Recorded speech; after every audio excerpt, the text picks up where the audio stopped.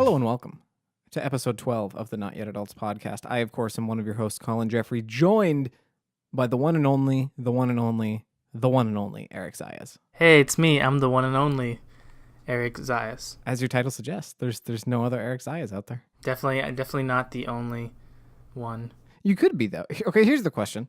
If we cloned you, like a perfect clone, does that mean there are two Eric Zayases? Or is he not Eric Zayas until we pick the name for him as Eric Zayas? You see what I'm saying here? I don't know, man. This is becoming a real Prestige-esque scenario. I don't want to think of a clone of myself because then I'll be like, well, I mean, there can only be one. And so I'll have to kill it or it will kill me. Take like Superman and he's cloned and then you get Bizarro. Bizarro is not Superman. You understand what I'm saying? Like, there's technically two of them, but Bizarro's not Superman. He's Bizarro. So, like, if we try and clone Eric, but we name the clone, like, Carl. Or, I'm trying to think of my name backwards, but it's, like, weird. Like, Kere? Sire? Yeah, oh, Sire's cool. Sire. Oh, that'd be so cool. Sire with a C. You guys have, I don't know why my mind immediately goes to Dragon Ball Z, but, like, you guys have, like, a Dragon Ball Z fight where it's, like, you versus your negative and, like... That's what we should talk about this episode. Not cloning, but, like, superhero stuff. That's good. That came out of nowhere. That was really good. I like that a lot. Eric, what's your history with superhero stuff? Because for those of us listening at home, I don't know why I said us, but for those of you listening at home, obviously Spider-Man PS4 comes out today, which is exciting. Very anticipated game. A lot of us going to play it. Yeah, so I mean, superhero stuff is sort of at the heart of pop culture right now, and pretty much everyone our age and younger and older has some sort of opinion on all this. So, I mean, let's start there. Eric, what's your kind of history as a kid and whatnot? How was your relationship with superhero franchises? When I was younger, it really I wasn't really into superhero stuff at all. I even remember my parents watching like Batman Begins on the TV when it was out on DVD and looking at it and being like, this looks boring, and then leaving the room.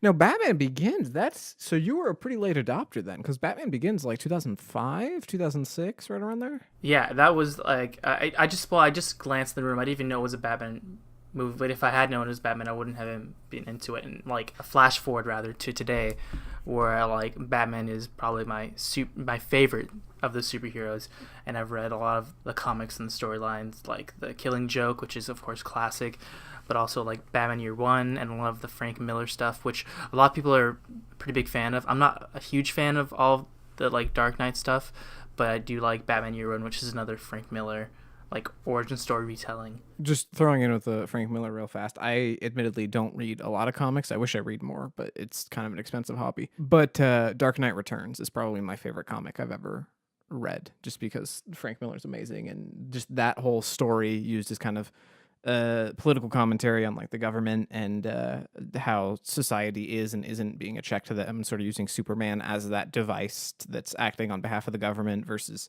Batman, who's virtually unchecked and all that. And anyway, if you haven't read it, you should. But yeah, I just want to throw that in there as we mentioned Frank Miller. It's kind of, it goes into like how, and we can talk about this later, but like how superheroes have become dark over the years. Sure. How they used to be more like campy and fun, but now they're like dark and gritty. Well, and you mentioned Batman Begins. What's fascinating about that in particular is that was, I think, pretty safe to say, the first real mainstream attempt to make superhero properties aimed at adults. I mean, like, there's no real reason a kid should enjoy Batman Begins, because a lot of the stuff in that movie is going to go over your head if you're watching that as a young kid. Yeah, it's Christopher Nolan as a director. He doesn't really make superhero movies. He's more of a, I think the term is like an auteur or a visionary director. He makes movies that are like his like passion and stuff. He's not just like doing it for the money. He's doing it because he's like, if he has an idea, it means like it's gonna be fully like seen. So for him to take on like Batman, it's not even really, watching those movies, it's not really even necessarily super loyal to the like source materials, but they're great movies because they have a great director, regardless of like how like pure they are to Batman. Like the third movie, like Dark Knight Rises, like Robin was just like a cop. Like it was, and his name was he wasn't even named Dick Grayson. His name was like Robin, which is like kind of like it makes you feel like Christopher Nolan was just like, well, we got to put Robin in there, and he read like the beginning of the Wikipedia page. So there's kind of like that criticism of it, but it's good movies because visually and like they're like really impressive, but they're not necessarily like superhero movies, if that makes sense. I think the reason that trilogy in particular worked was because of how sharp of a contrast it was to previous Batman films. And when you take the Tim Burton Batman movies or the Joel Schumacher Batman movies that are so campy and so over the top and just so weird and bizarre and trying to kind of be comedies, but it doesn't land, and just these weird oddball movies. And then you take Nolan's Dark Knight trilogy, which is for all intents and purposes grounded in reality and makes this story, this completely fantastical, ridiculous story, somewhat believable. And it puts it into terms that you, as a young adult or adult watching these movies, can understand and empathize with. I feel like that was something that hadn't really been done previously. And like, yeah, we had X-Men movies and we had Spider-Man movies, but those were still done with a certain level of campiness. And then Nolan came along with such a clear vision for what he was trying to do, and something that was very, very different than anything that had been done before it.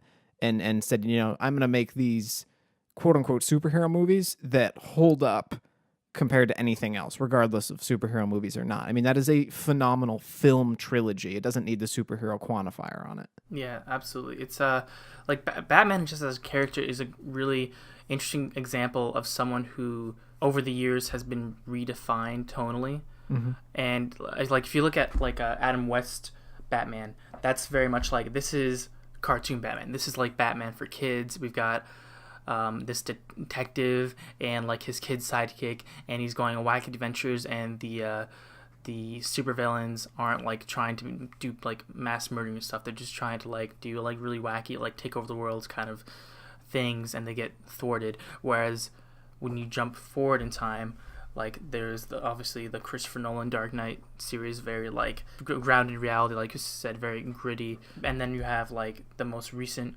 version of Batman v Superman, where it's just like this guy that's like tired Batman that's like killing people left and right and stuff. I know Batman v Superman's a divisive movie, but I personally enjoyed seeing not another origin story, but seeing a Batman who had been doing this for 20 years and had seen some crap, and he really was just tired of the whole thing. And he was just like, I'm going to do it because I love the city and I want to protect it, but gosh darn if I'm not sick of doing this, you know? I appreciate that more the way it's done in the comic for the Dark Knight, or the Dark Knight Returns rather, where he's like old and tired and he wants to retire, but he's pulled back into it. Whereas the movie, I felt like, I do like the idea of an old Batman, I just don't like how it was handled in the movie. Because it was just kind of like, I don't know, I just don't like seeing Batman killing left and right. I personally don't have a problem with that.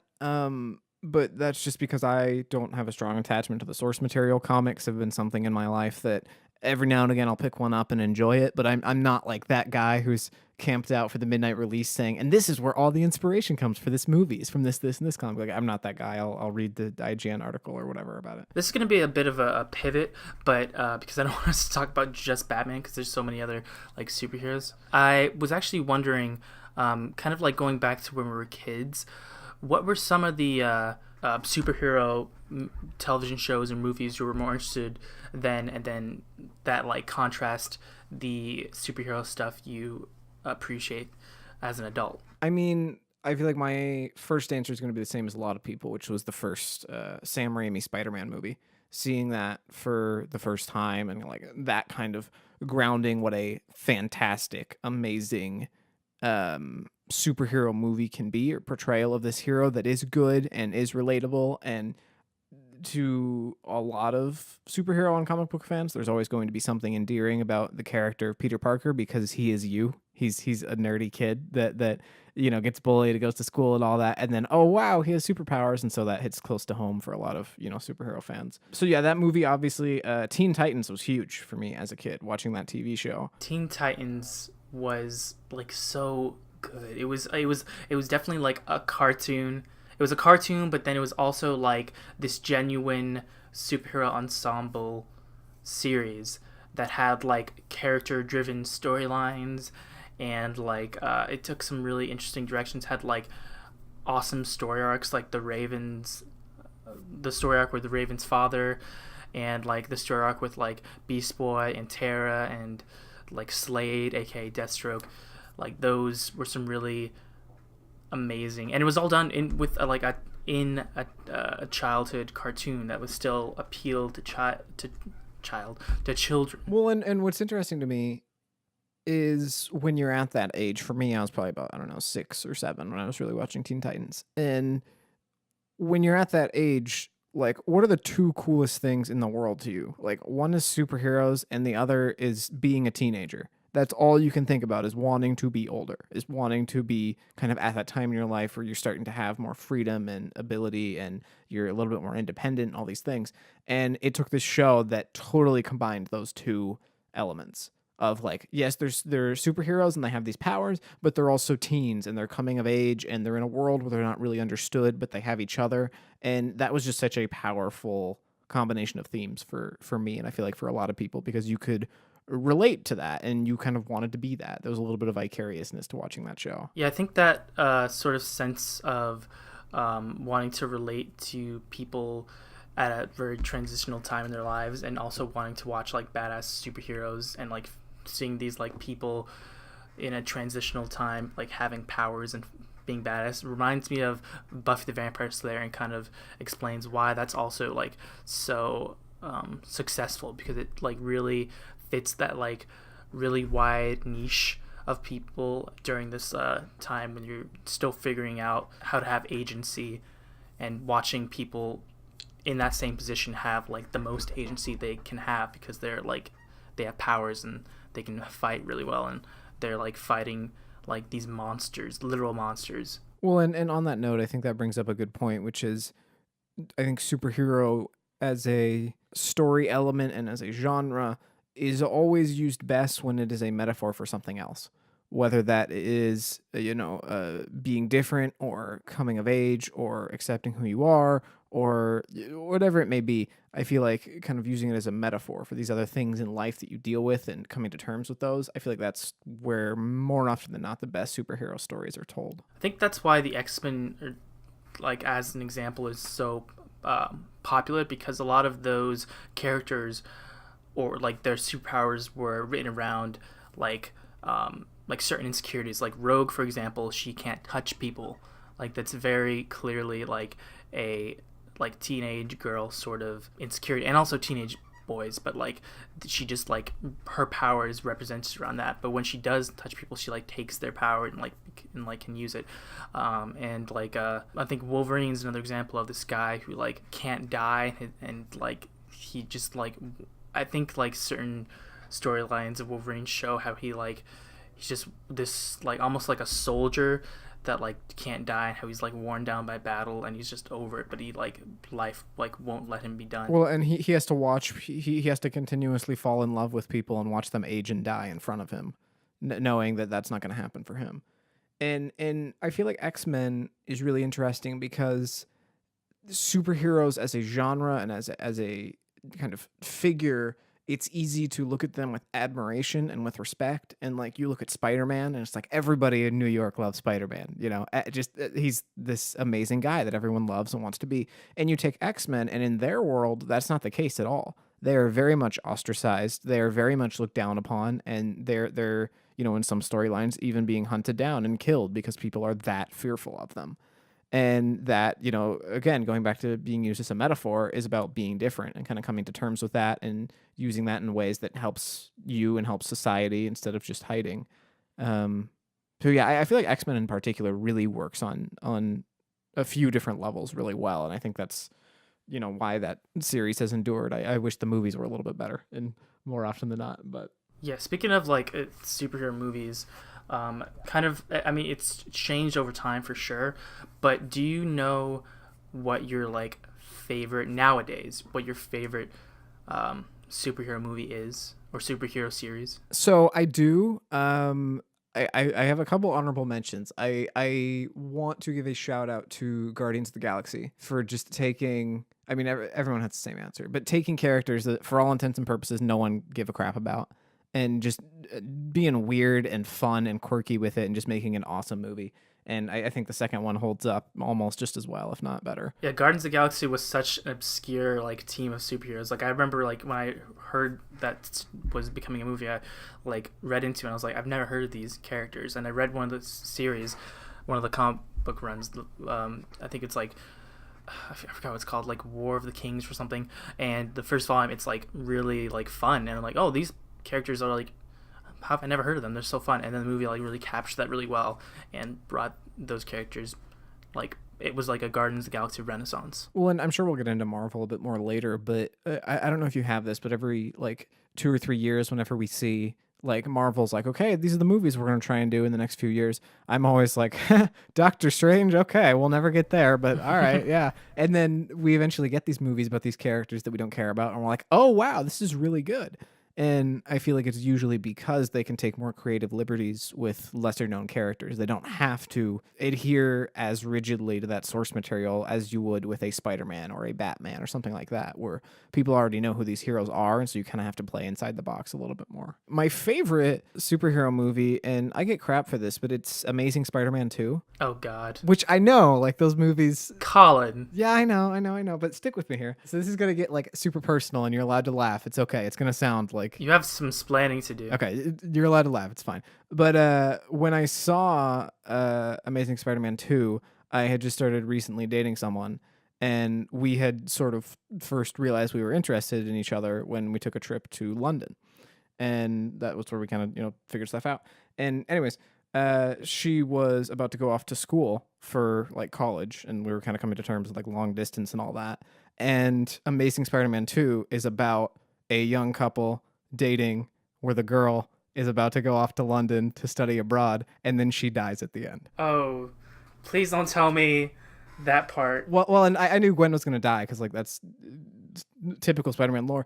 But for me, seeing a movie, newly being in a relationship where we had fallen in love in London, knowing that my girlfriend was about to move away, and then having this movie be about that for 2 hours, and then they kill her at the end, I was just like, oh my God. And so, Well, Spider-Man doesn't kill her. but yeah, so I mean that movie, and it was totally a stars aligned, that'll never happen again kind of thing, but just some of the tones and the themes that was touched on there just hit me right at a time in my life, just right at the exact moment where it just resonated with me in a way that I don't think any other superhero movie probably ever will. So that's probably going to be my favorite superhero movie for a while. Not even because I think it's the strongest movie, but also I just love Andrew Garfield and Emma Stone. They just had such a great chemistry in those movies. But yes, that's probably my favorite. Shout out to Logan as well, which is a boring answer, but everybody likes Logan. That was really a even further testament as to how far we can stretch the genre and do essentially a Western inside the context of a superhero movie. But anyways, what about you? What's your favorite superhero movie or movies? I'm gonna cheat and pick 3. You mentioned Logan. I think that's one of my 3 because it's called a superhero movie. It stars Wolverine, a character who's had so many movies that people are like tired of it, and it's oversaturated with Wolverines, and like a lot of the Wolverines solo movies are not good. So it's like, how can we, make a Wolverine movie that like works and is good? So they just take out the Wolverine part and just have the person behind the name Logan, and do a completely different story that's not really a superhero movie. There aren't huge explosions. He's not trying to save the world. It's just him, old, tired, trying to protect this little girl from these people who like want to take her and do experiments with her. And it was also just a great send off. It's this like the culmination of like all these movies. It's almost more of like an indie Western, honestly. Yes, and I love that it feels like that, and not like like X-Men Origins or the Wolverine or like these CGI fest movies. It's just this guy who's just like, I will say just for half a second, the Wolverine gets a bad rap. I think that movie is better than people remember. Not X-Men Origins Wolverine, but the Wolverine when he goes to Japan. I think that's actually a pretty good movie. It's pretty good. It's just also like another like action movie. Like he's on I think he's on a train at one point, and it's like contrast that to this movie Logan, where he's just like, just driving in a broken down car, just him, Professor Xavier, and this young girl with similar powers. Just the three of them. That's all you need to tell a good story. You don't need like all this crazy stuff. There is something very moving and compelling to me about that particular plot point of an aging superhero, of someone who is past their prime, but is still kind of has to do what they can to save people. And, for all its flaws, that's something that resonated with me in Dark Knight Rises. This is a character in Bruce Wayne who, for all intents and purposes, is past that time in his life. He should be past this and done with it, and yet he still can't kind of let that go. He's still trying to be this almost mythical figure he used to be. And obviously Logan's a little different because he's always kind of tried to outrun being the Wolverine. He's never really fully embraced that. But I don't know, just kind of that aging superhero has always been really compelling to me. And that goes perfectly into my second movie that I was going to mention, not The Dark Knight Rises, The Dark Knight, because not only is it like a great sequel, which is pretty rare, but it's like, honestly, you don't even need to see Batman Begins to love The Dark Knight Rises, and you don't need to watch the whole trilogy to see like a really good movie. If you watch The Dark Knight, it's Batman, but like he's honestly the least interesting part of that movie. Like, and that was true with a lot of episodes of Buffy the Vampire Slayer, where like Buffy herself is the least interesting part of this particular episode or this particular storyline. It's more a foil to introduce all these other characters around. Exactly. Obviously, like Heath Ledger's portrayal of the Joker, it's one of the best portrayals of the character and one of the best performances of a villain and like of all time. And it wasn't the sort of portrayal of villains you see nowadays where it goes into their backstory and you empathize with them. It's just, you don't see his backstory, you don't know his name, he's just this like lunatic, and it works somehow. It's not, and it's past, and it's amazing because it's past the point where like older villains were like those kind of mustached twirling villains where like they had like a damsel in distress tied on a railroad and they're evil for evil's sake, and that doesn't really work anymore because now we see a villain like that and we're like, well, this is boring. Like he's just, I don't understand their motivation, I don't understand the backstory. And with the Joker, we don't need to see his motivation. He's just psychotic, and it's fun and crazy and like scary at times. And the fact that that movie can work on its own, I mean, take away the superhero quantifier, you can have no prior knowledge of anything superhero going into The Dark Knight. It is just a phenomenal film, just in storytelling and the way it's shot and the acting and the writing and all of these things. It is just a phenomenal movie under any criteria. It's a thriller that keeps you on the edge of your seat,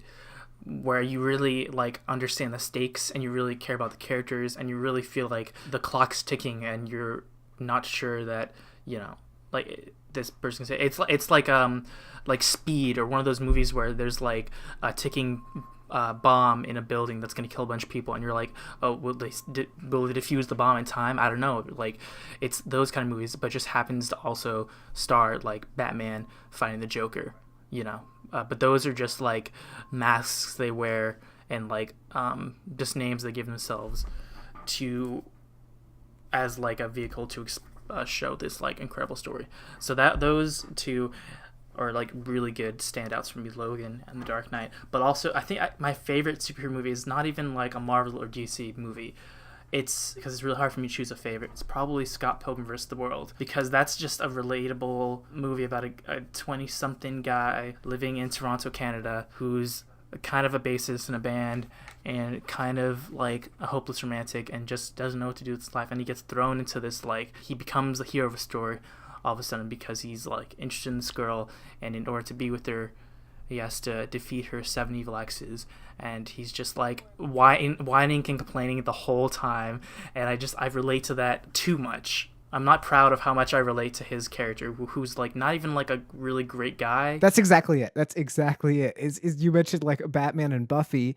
It's not about the main character as much as it's about the characters around them. I would argue Scott Pilgrim in the movie is the least likable character in the whole movie. He's not a good guy. He cheats on Knives Chow, and he's just like isn't really interested in doing good. He's just interested in like kind of like getting laid, basically. As crude as that sounds, that's a very relatable like character personality tree, I should say. Oh my god, yeah. How many people have we met like that? Are you kidding me? Yeah. Yeah, like their morals are kind of put aside for their like more like carnal desires. And also and you see this character development, because at the beginning he's just this guy that's like not sure what to do, and at the end he's got purpose, he's got drive, he's got a moral compass. He understands like, you know, what he did was wrong, and he apologizes for it. Not that excuses what he did, but that shows that he's grown, which is really great, because a lot of superhero movies, they don't really grow. They start out as a superhero and they end it like in this pretty much the same place, except the villain is defeated because they punched him in the face hard enough. Whereas in this movie, it's not about like the fighting. It's about like this guy that's like not sure what to do with his life, and all of a sudden he knows what he wants. Like now he's given something to do, and he's like not ready for it and doesn't want it, but at the end he becomes the man that is ready for it. And I don't want to keep our like film critic hats on too much here, but also just the visual style that movie has is almost more stylized than perhaps any movie I've ever seen. Just the way they have comic book and video game graphics and visual effects just ripping in and out of the screen all the time in a way that totally could come across as cheesy or campy, but it completely works. It's ridiculous. Edgar Wright is going to go down in history as one of the most unique, like not just one of the best directors, but one of the directors with the most unique voice.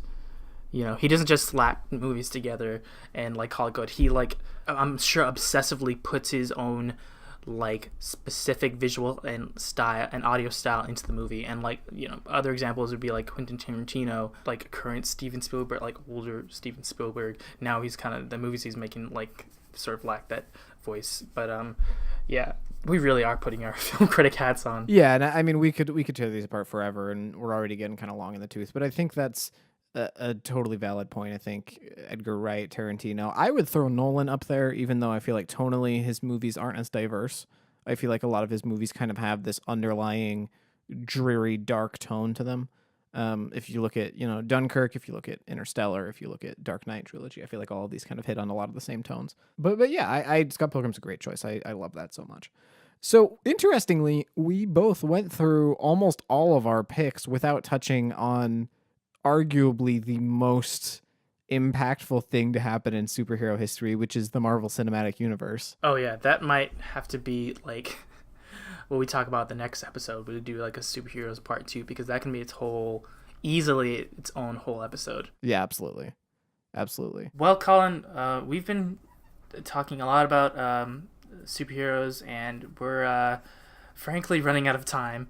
So I think we should save subjects like the Marvel Cinematic Universe and the DC movies, the Netflix Marvel series, which we haven't talked about. I think we should save that for the next episode. In hindsight, we did talk about politics earlier this week for 40 minutes, so I don't know how we thought we were going to be able to do this in 30 minutes. I'm not sure how that was happening. But yeah, so we're going to do Superheroes Part 2 as the next show, and we're going to touch on some of the things we didn't have time to this time, and that gives you time too. If you're listening to this at home and you have something you want us to talk about in the second episode, let us know.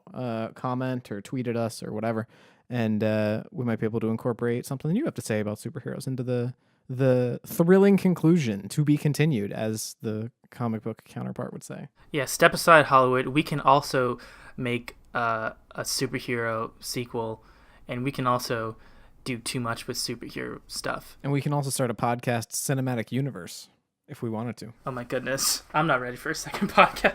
Well, folks, if you are ready for a second podcast, you're in luck, because we will be back Monday at 9 a.m. Pacific time with Superheroes Part 2 of the Not Yet Adults podcast. Remember, you can get this podcast every week, Monday and Friday at 9 a.m. Pacific time on YouTube, SoundCloud, iTunes, Google Podcasts, Apple Podcasts, Stitcher, and all other podcast services. We're also on social media, Twitter, Instagram, and Facebook at Not Yet Adults, as well as on our own subreddit, r/NotYetAdults as well. As I said, we'll be back 9 a.m. Pacific time this Monday, continuing our discussion about superheroes. And that'll be that. So thank you for listening. We love you all. And until next time, this has been Not Yet Adults. Bam, pow. It's better with the visual graphics, I just realized.